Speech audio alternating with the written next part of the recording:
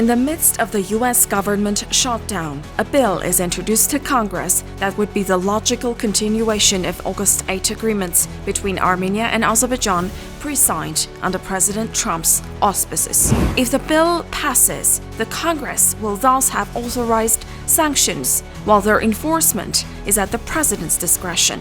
It will become a legal tool in place for President Trump to resort to in case the fragile peace he has ushered into South Caucasus takes a turn backward. Nerses Kopalyan, a co-author of the bill, sits down with the Voice of Yerevan to confront the harsh criticism against the bill and its details. A bill has been introduced to Congress, the so-called Peace Act, that supposes snap sanctions against Azerbaijani leadership in case of escalation. Open the brackets, please. What's the result you're trying to arrive at? This is being designed precisely to give Armenia's security architecture a new layer of support coming from the United States. We had seen a lot of conversations that the Washington Accords do not provide security guarantees or anything of that sort. Well, we all know that security guarantees rarely are part of broader normalization processes. So what we have done with the introduction of the Peace Act is basically introduce a mechanism that pretty much creates a situation, an environment that makes it nearly impossible for Azerbaijan to attack unless they want to be hit by American sanctions. So tacitly and legally speaking, from the American perspective, this comes very close to a form of a security guarantee, and that if Azerbaijan basically pose a direct threat to Armenia's security by virtue of being aggressive and being belligerent, then they would be subjected to trigger sanctions. And when we're talking about sanctions, we're not basically talking about, a lot of the performative sanctions many have spoken about or fear that it will not be effective. Here we're talking about sanctions against the government elite, against the extended Aldiyev family, if, again, they use force against Armenia. And we're talking about sectoral sanctions, which is basically sanctions against Azerbaijan's oil industry. So in that context, this is a very, very robust deterrent tool, because Aliyev and the Azerbaijani elite understand that any sanctions by the United States against their important economic sectors would lead to very likely economic collapse. So this is entirely designed to basically make Azerbaijan averse to belligerent behavior. In the past, these mechanisms have not existed, so the Peace Act is precisely designed to achieve that objective. The Armenian government's approach is more lenient, meaning they make diplomatic references, concessions, rather than confront Aliyev, and this is understandable, and it also seems to have yielded results. Is this a kind of a balancing act? Well, from a position of the Armenian government, when you have the level of power asymmetry that we have, it's not precisely about concessions, but rather utilizing the most tenable tools that you have and trying to achieve the best possible outcome, considering the distribution of power in the region and considering the fact that Azerbaijan controls the balance of power. So we have to view the position of the Armenian government precisely through this power asymmetry. It's not as if both sides have equal power capacity, and an Armenian government's approach is what it is. So when you're operating as a small state that's surrounded by predatory neighbors, so as a state that is defined by a security dilemma, your options remain limited. And within this limited toolkit, you try to basically assume a position that maximizes to the best of your abilities your security and your sovereignty. And this has been the approach of the Armenian government. And what this tool, what the Peace Act does, is it precisely enhances the ability of small Armenia to preserve its sovereignty. So from the perspective of the Armenian government, they have to take a more balanced approach, as you noted, because one, this is a legislation put forward by the American Congress, which is conducive to American interests and is consistent with the investments that the United States is making in the South Caucasus.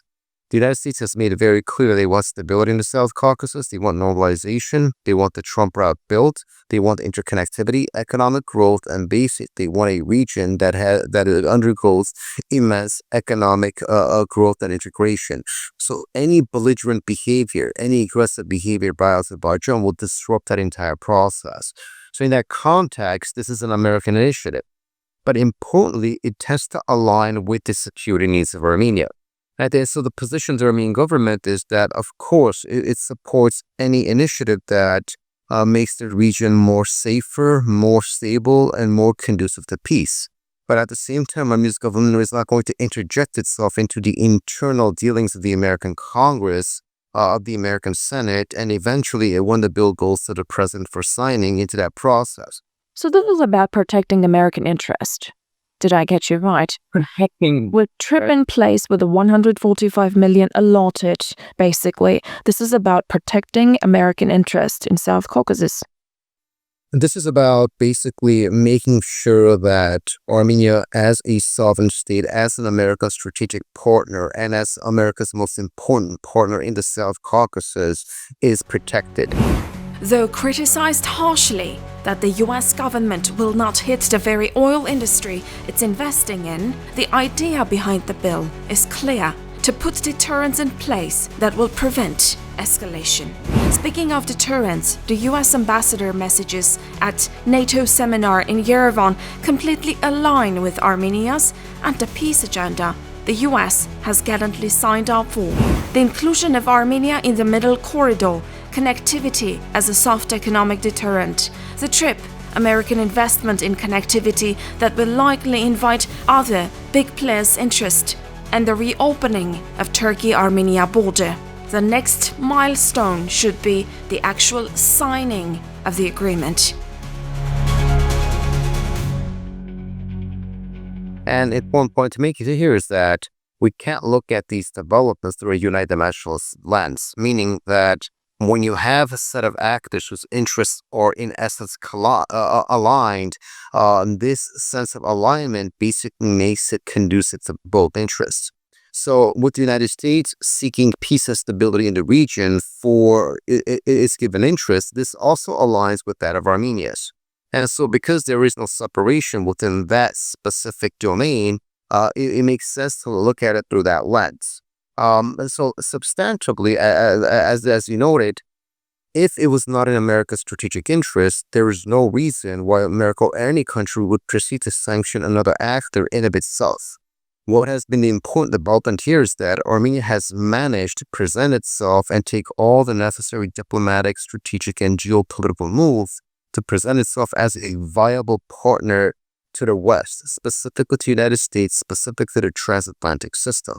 And the United States has agreed to invest in Armenia's sovereignty, in Armenia's economic growth, and in Armenia's security. And so in that context, the trigger sanctions need to be viewed through that lens. When you have, like I said, a mutual alignment and a mutual adjustment of interests, we simply don't talk about the interest of one side because the two sides have a sense of agreement and an alignment of what these interests are. However, we've seen beautiful bills rejected before. How realistic is this that this one will pass? The issue here is that in the past, sadly, Armenian lobbying organizations have engaged in performative behavior and basically introduced bills without having worked with the State Department, without having worked with the administration, and without being able to have secured enough votes in Congress to have the bill passed. The specific thing about the Peace Act is that we have worked extensively with the Trump administration in coming to an understanding that the Peace Act is consistent with American interests. And it is based on that postulate, it is based on that understanding that we are very hopeful that it will pass because it is designed not simply for PR purposes, but strategically it is designed to enhance the interests of both countries. And important to note here is that this bill has bipartisan support. So it's not a politicized bill, right? Whether you're a Republican or a Democrat, you understand that this bill is in America's strategic interests. Therefore, proceeding from that angle, it makes sense for us to have high expectation with this bill. Furthermore, an important part also of the bill is, aside from, again, imposing terms on Azerbaijan with respect to being unable to utilize force or engage in aggression or any renewed acts of aggression, issues such as Azerbaijan's continued occupation of Armenian territory fall within the confines of this legislation, of this bill, because occupying the sovereign territory of another country is an act of aggression. And so once this bill is passed and signed by the president would have the discretion, for example, to tell Azerbaijan, listen, there's a new law in my country that basically stipulates you having to leave southern Armenian territory, because if you don't, that qualifies as an act of aggression, and I do have the instruments to basically punish you for that. And so what we're doing here is we are producing layers of capacity to address a lot of these systemic problems in Armenia's security architecture, which again aligns with American interests in addressing the problems. So when you look at it through that lens, we see then the probability of this passing is much higher, because in the past, a lot of the bills that were introduced, they would not even make it to the committee level, right? So we have to understand that in the United States, when a bill is proposed, it goes to a congressional subcommittee. And then from the subcommittee level, it is voted and it goes to the committee level. And then after a committee vote, it goes to a full vote in the entire Congress. All bills have pretty much, with the exception of Section 907 that was passed in the 90s, all bills have pretty much die out at the subcommittee level. Well, that means there is no substance to those. Why? Because a lot of the bills were designed primarily through a diaspora lens without properly addressing what the American strategic interests are. Because the U.S. Congress is not going to pass a bill that is not in some way consistent with America's strategic interests. So what we did with the Peace Act was precisely align Armenia's interests with that of the United States, and therefore the probability of this bill passing much higher, because it is substantive. It does have the input of the State Department. It is designed to enhance the Washington Accords. It is designed to give the United States extra layers of instruments and tools to making sure that the mass amount of investments that are going to be taking place in Armenia, in the South Caucasus, are protected from any aggression by any actors, specifically Azerbaijan, of course. Would you say that passing this bill would be a logical continuation of August 8 agreement and would basically show how committed the United States and the lawmakers are to bring peace to pass in South Caucasus? Most definitely. It is basically the deterrent that is missing in the agreement signed. That is precisely the point. And no normalization process, no joint declaration can in of itself have a deterrence mechanism in there. So what you do is, once the normalization process begins, that is when you have to be strategically cute and try to interject and introduce what we are doing with the Peace Act. Precisely the point.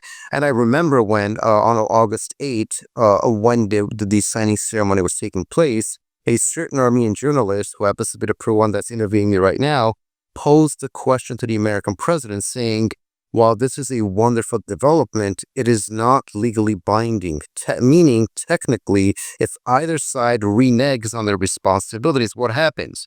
Of course, President Trump's response was, something happens in the Oval Office in the White House, and considering the authority and might of the United States, no one would do that. Yes, in theory, that is true. But then in practice, assuming someone that did something of that sort, what would be the consequences? What the Peace Act does, it basically codifies into law and gives the president the authority to immediately implement sanctions should any actor violate the terms or the understandings of Washington Accords. So in essence, the question that you had posed to the U.S. president, right, the answer to that question is very much found in the Peace Act, where if Azerbaijan does violate the terms of the joint declaration that was signed on August 8, the United States now has the toolkit to immediately implement sanctions. This is why these are known as trigger sanctions, that any act of aggression by Azerbaijan immediately triggers sanctions by the United States, and these are snap sanctions. They will be immediately snapped onto Azerbaijan should they violate what the United States considers to be the peace process. The bill aims to raise the stakes for Azerbaijan in case of a possible aggression against Armenia. So the underlying presumption is that there is a risk of escalating even after August 8, right? So we know that prior to August 8, the risk was extensively higher. After August 8, the risk has exponentially decreased. But when you're dealing with a petro-autocracy, okay, and this is not an opinion, there's a lot of literature and scholarship on this. When you deal with a petro-autocracy, when you're dealing with a personalized dictatorship, the propensity for violence, the propensity for conflict persistence always remain there. So they might diminish, they might fluctuate, but it is never alleviated. And so if, for example, there have been concerns that what happens 3 years from now if the Trump administration is no longer around and Aliyev decides not to be loyal to his signature? Or what happens 3 years from now if another administration comes in and Aliyev decides that he's not going to be consistent with the terms of the Washington Accords? Well, the Peace Act offers complete and direct answers to those questions, because one of the important points of the Peace Act, one of the specific sections of it, basically notes that aside from acts of aggression, should an actor renege and violate the terms of the Washington Accords, the President of the United States reserves the right to implement trigger sanctions. So in that context, even if Trump is no longer president, right, if Azerbaijan, if Aliyev decides to renege his commitments to the Washington Accords, the U.S. president, the U.S. administration will reserve the right, based on this legislation, to take punitive action and to basically implement sanctions against Azerbaijan. So what it does is not simply and only about cases of aggression, that's the main one, but also it gives the United States administration the tools to hold Azerbaijan accountable for its commitments on August 8. The strategic partnership with Armenia was signed with the outgoing Biden administration, and there was a lot of skepticism that the next administration might not take and assume the legacy that they have received. But looks like with the American institutions, assuming legacy is the rule. And so in this regard, shall we rest that even if the agreement that latches mainly on President Trump's authority, it will still be there even if the administration changes? Oh, most definitely. And I would simply note, I was part of a very few set of people who found the skepticism towards the Washington Accords to be, generally speaking, nonsensical, because those who posed the skepticism did not understand America's institutions or the processes that define foreign policy making in the United States. So in essence, as you noted exactly, there was complete continuity in the U.S. position from the Biden administration to the Trump administration. Matter of fact, with the Trump administration, it was actually enhanced and strengthened. So institutional continuity is a very, very important part of American foreign policy, especially on issues that are non-political and bipartisan, right? And so U.S.-Armenia relations are not controversial. The U.S.-Armenia strategic partnership is not controversial, but Republicans and Democrats support this endeavor. Similarly, should the Trump administration be nearing its term, and after elections, for example, a possible Democratic administration might be coming in, again, institutional continuity does not in any way create problems for the Washington Accords, because we have not seen a single Democratic member of Congress or Senate or any powerful Democrat come out and say they oppose the Washington Accords. It's been the opposite. So in that context, because this is, as I noted, a non-political bipartisan issue, there is no basis for us to assume that there would be any complications when there's a change in administration. But just as importantly, what the Peace Act does is that because once it passes, it becomes codified and becomes part of the legal process, right? It becomes law. It enhances institutional continuity. So if there are hypothetically concerns that the next administration will continue the Washington Accords and the trip route and all that stuff, but their level of investment in it might be limited, and based on that limited prioritization, Aliyev might start misbehaving, the Peace Act addresses that problem. And so what it does is it gives the U.S. institutions and the executive branch the capacity to actually implement and reinforce continuity should there be any potential obstacles from Azerbaijan or any actor that tries to create instability in the South Caucasus. The peace agreement has not been signed yet. It's only been pre-signed. Are you not concerned that Aliyev might use the introduction of the bill as an excuse to sabotage the process? Well, we know for a fact that Aliyev has always had an aversion to signing a peace treaty. Therefore, he agreed to normalization, but he did not agree to peace. And we have developed with the Armenian government numerous models in trying to understand Aliyev thinking. We utilize systemic modeling, quantify statistical modeling in rational choice demeanor to really understand how Aliyev thinks. And what we know is that for Aliyev, his biggest fear is the power disparity in the region being disrupted, meaning the fact that he enjoys so much more authority and power over Armenia by virtue of his military superiority. His biggest fear is that for that power disbalance to eventually be balanced out. And so from his lens, his concern is that if he signs a peace treaty offers Armenia the opportunity for development and strengthening, and therefore the closing of the power parity. And that is one of the main reasons why Aliyev is not ready to sign a peace treaty. Because from his lens, he has spent 2 decades and billions of dollars in creating this disbalance in power. And so when you tell Aliyev sign a peace treaty, what he hears is you're asking him to make a concession and give up 20 years and billions in investments that disrupts his power priority, his power symmetry. This is his concern. So understanding his logic, of course, he's not very easily going to agree to signing a peace treaty. But there's a very important aspect to consider. But on the other hand, he has already, beg your pardon, solved the problem he was facing. That is, he wanted Nagorno-Karabakh to himself. He forcibly displaced Armenians. Now he has Nagorno-Karabakh to himself. And therefore, why not sign the treaty? But that wasn't enough for him because he had, to a large extent, addressed the Nagorno-Karabakh problem from his perspective by 2022, when he started basically the blockade of the Lachin corridor and the Hakkari bridge. And the fact that he had developed a working relationship with Russia, where the Russian peacekeepers worked with him to maintain the blockade. And so in September of 2023, when he basically implemented the ethnic cleansing of Nagorno-Karabakh under the watchful eye of the Russians, he had achieved those objectives. In essence, what we saw after the 2020 war and the November 9 trilateral statement was the complete removal of Armenian troops or an Armenian military presence from Nagorno-Karabakh. That means for Aliyev, it was a matter of time, through this collaboration with the Russians, matter of time before he depopulated Nagorno-Karabakh. So he had that achieved in 2023.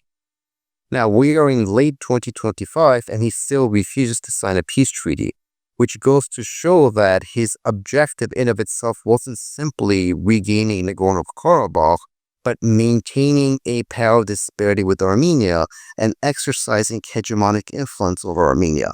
For Aliyev, it is a continuous process and not simply regaining what he considers to be his territories. So when we look at it through that lens, now we start to better understand why he invaded into Armenia proper in 2021. Why he undertook the German invasion in 2022, why he continues to occupy sovereign Armenian territory that has nothing to do with Nagorno-Karabakh. So when observed through that lens, we see that Nagorno-Karabakh was one part of the puzzle that Aliyev was able to achieve from his lens. But imposing his will, dominating the region, and being a mini hegemon, that is his ultimate objective. In that context, he has not achieved that. That's why he thinks that signing a peace treaty would basically tie up his hand from having more flexibility on that matter. And so it was the U.S. pressure. It was the pressure of the Trump administration that pretty much forced Aliyev to agree to the Washington Accords that limited his capacity to do what he wants to do. But even within the confluence of that process, even with Aliyev agreeing to normalization, he still has not agreed to sign the peace treaty because of all other reasons that we are discussing that I've explained. There is opposition against the bill, the Peace Act, among diaspora organizations. Why would Armenian circles oppose punitive measures against Azerbaijan in case they escalate? Well, that is a very good question. There is a single diaspora organization that pretty much opposes the Peace Act. It's basically led. This organization is led by the offshoot or an offspring of the Dashnakis of the Armenian Revolutionary Federation, and so the lobbying wing of the ARF in the United States, the ANCA, the Armenian National Committee of America, one of the more well-known Armenian American lobbying organizations, part of the legacy diaspora, they have basically taken the mantle of opposing the Peace Act. And this, in essence, has baffled a lot of diasporans who are really unable to understand how an organization that presents itself to be a lobbying organization for Armenian interests is actually opposing sanctions against the Aliyev regime, sanctions against SOCAR, and sanctions against basically the entire Azerbaijani elite apparatus that has been responsible for all the problems that Armenia's security architecture. Well, they say the bill is narrow. It doesn't address all of the issues that Armenia is facing. No bill can address all the issues that Armenia is facing, but the question is the following. Why not support this bill that basically places punitive action against Azerbaijan and protects Armenian security, and then introduce other bills that can address the problems of POWs, of the Artsakh refugee population, of the occupation, whatever it is that you deem necessary. In essence, the argument that we are going to oppose punishments against Azerbaijan because all other issues aren't included really is self-negating. It doesn't make sense. And so there are a lot of concerns that the ARF is opposed to this bill because they have few reasons for it. One, they do prefer instability in the region because they view this as the only chance of them or the illiberal Russian-led opposition reaching things of power. And so with the United States, with this bill offering Armenia an extra layer of security protection, it disrupts that logic. Second, this bill also further marginalizes Russia as a regional actor, and even more, Russia becomes further irrelevant to Armenia's foreign and security policy. And we know that the ANCA and the Dashnakis are strong proponents of Russian dominance of Armenian politics. I mean, their political leadership in Armenia supports a union state with Russia. So when we understand that they are driven, in essence, by the interests of their party and not so much the interests of the Armenian state or Armenian security, then we understand why the ANCA, as I noted, which claims to be a pro-Armenian lobbying organization, is actually opposing sanctions against Azerbaijan. What does sanctions against Azerbaijan have anything to do with our POWs, with the occupation, or the Artsakh refugees? One has nothing to do with the other. You could still punish Azerbaijan for aggression while introducing other bills that advance these very important issues. So the logic that the bill doesn't include everything, therefore we don't want SOCAR to be punished, or we don't want the Aliyev regime or the Azerbaijani elite touched by American sanctions, makes sense to no one. Defense budget cuts, while happening on both sides, will not affect the military disbalance much. Other cautious signals that stability has returned to South Caucasus, however, have not convinced many, the American legislators including.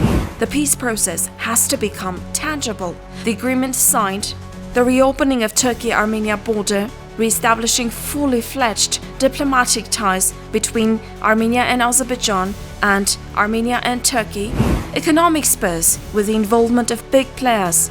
These are all necessary to ensure a tangibly stable Caucasus.